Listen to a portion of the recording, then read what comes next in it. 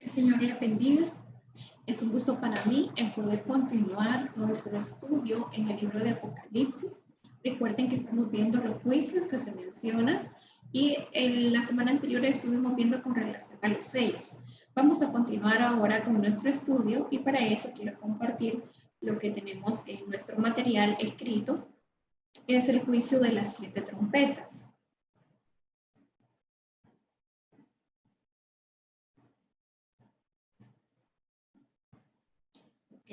Cuando se abre el séptimo sello, esto es el inicio o da paso a los juicios de las 7 trompetas. Las primeras trompetas ejecutan juicios parciales sobre la naturaleza y las 3 últimas trompetas afectan, estos son directamente al hombre. El sonido de la trompeta en el ambiente bíblico es símbolo de poder y de autoridad. Note que hay un paralelo entre las 7 trompetas y las 7 copas de los capítulos 15 y 16. Por ejemplo, las trompetas que se menciona recibe el juicio de la tierra, el mar, los ríos, los cielos, la humanidad, el ejército o Éufrates y las naciones en ira, comparado con la de las copas en los versículos 16. Las trompetas se tocaban durante los primeros 3 años y medio, mientras que las copas se derraman durante los últimos 3 años y medio. El periodo que se conoce o se le llama es la ira de Dios. La preparación en el cielo.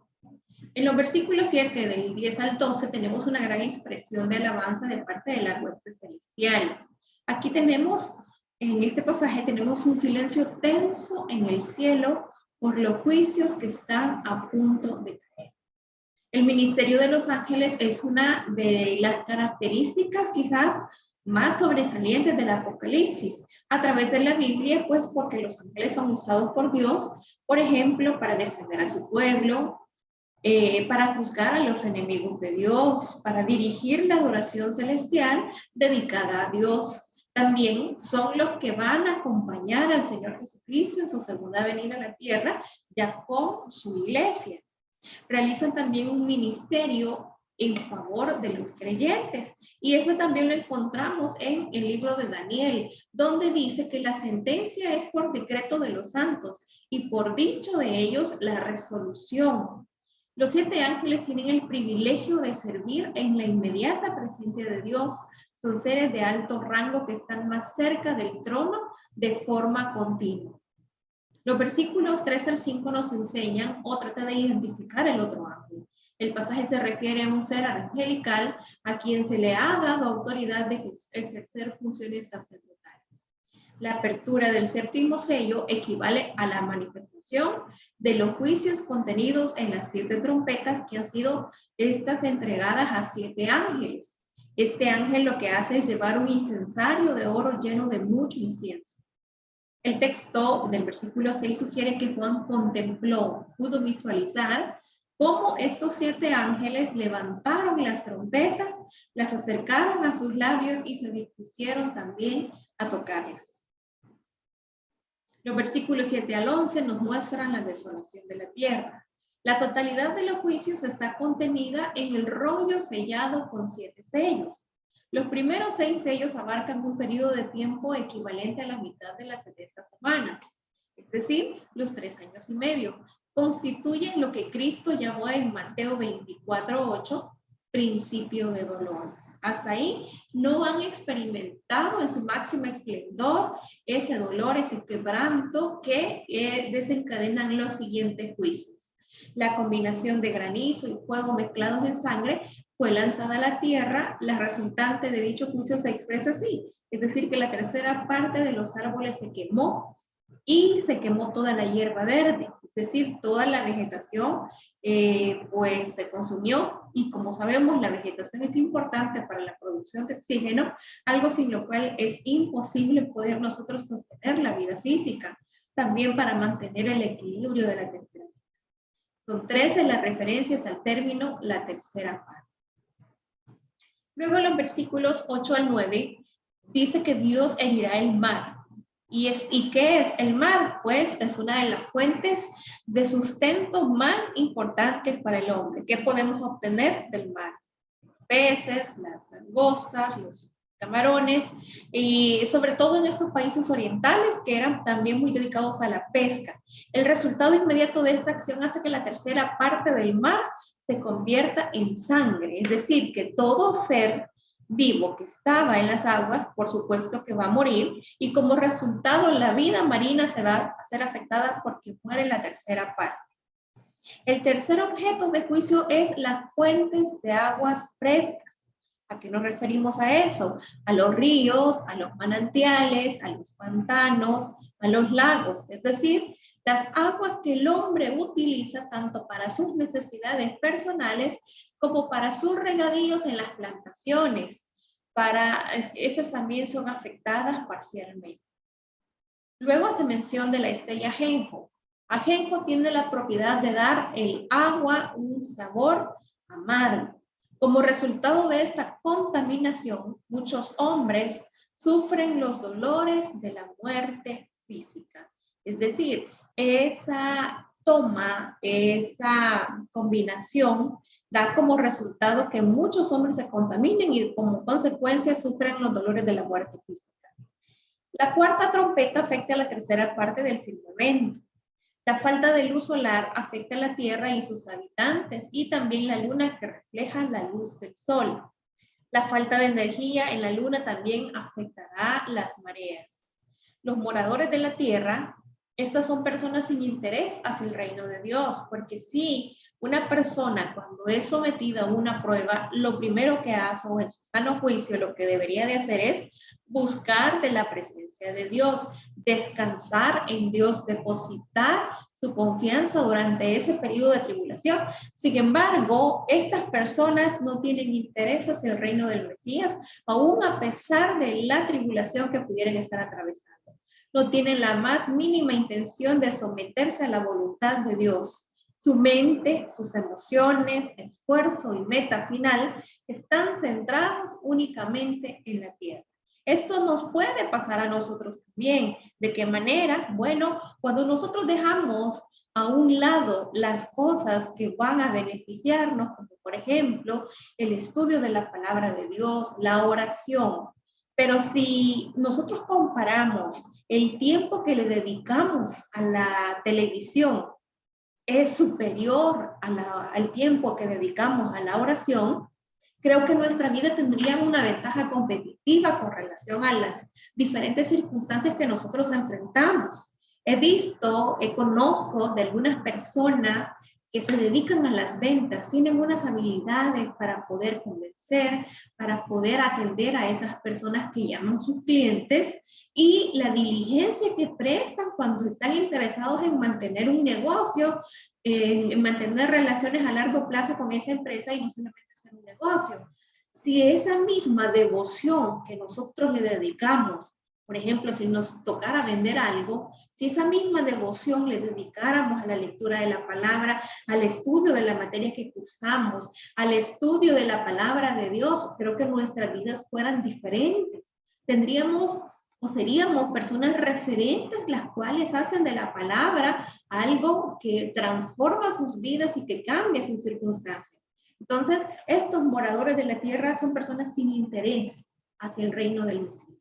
Que Dios nos guarde de poder nosotros estar actuando de una forma indiferente hacia las tareas que nos asignan, hacia las lecturas devocionales, hacia la dedicación de la oración, hacia la práctica cristiana que nosotros debemos tener. Es muy importante que nosotros recordemos, como moradores de la tierra, que el reino de Dios ha sido, es y será siempre nuestra prioridad, que nosotros podamos agradar a Dios. El capítulo 9 nos habla del juicio de las 7 trompetas. El toque de la quinta trompeta trae consigo la apertura del pozo del abismo, de donde salen unas criaturas de aspecto aterrador y con capacidad mortífera. El pozo del abismo en hebreo es Abadón y en griego Apolión. Significa estos términos destructor. Es un lugar temporal de detención de los ángeles malignos, su rey y el mismo Satanás. La palabra de Dios declara que todos ellos, e incluso la bestia o anticristo y su portavoz, es decir, el falso profeta, serán lanzados al lago de fuego y azufre. Abismo se usa en el Nuevo Testamento para poder designar la habitación de los muertos, la habitación de los demonios también, la prisión donde Satanás es retenido durante 1000 años, la habitación de la bestia, el reino de Abadón. Este término abismo tiene varias connotaciones. Luego el término estrella. Juan no vio caer la estrella. Es muy probable que esta estrella se refiere a Satanás. Se le llama también Lucifer, que significa brillantez o estrella matutina. Dios le da a Satanás la llave del abismo y es aquí donde esta estrella caída o Satanás se describe también como el destructor en el versículo 11. Es rey él sobre los demonios del infierno. El versículo 2 nos habla que es un humo infernal que surge del sitio, del lugar donde habitan seres diabólicos que están a punto de ser sueltos con el fin de atormentar a los hombres que persisten en su rebeldía y desafían orgullosamente la autoridad de Dios. Luego los versículos 3 al 5. Las langostas con características de escorpiones son criaturas sobrenaturales que han estado preservadas en el pozo del abismo y destinadas para entrar en acción en tiempos escatológicos. Langosta y escorpión, estos eran animales conocidos por su carácter destructor y dañino para la vida del hombre. Estos eran considerados como castigos por el pecado. El círculo de influencia o el radio de acción de las langostas es limitado a los hombres que no tienen el sello de Dios en sus frentes. Atormentan al hombre por un periodo de 5 meses sin llevarlos a ellos a la muerte. A través de los siglos, la muerte ha sido el terror de la humanidad. ¿Quién no tiene temor a morir? En aquellos días, los hombres van a buscar ansiosamente la muerte, pero no la hallarán. Juan usa 6 veces el término como y 3 veces semejante. Está usando la figura de dicción llamada símil o comparación para poder describir la visión que tiene delante, porque evidentemente de otro modo no podría hacerlo. Las coronas como de oro podrían sugerir la intención de conquistar mientras le sea permitido. Los dientes como de leones sugieren la capacidad voraz y fiera de estas criaturas.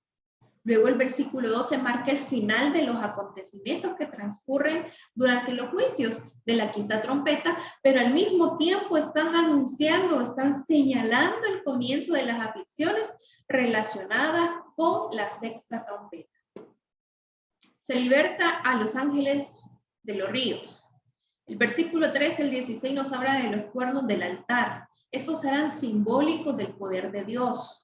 La localización exacta del altar de oro es delante de Dios.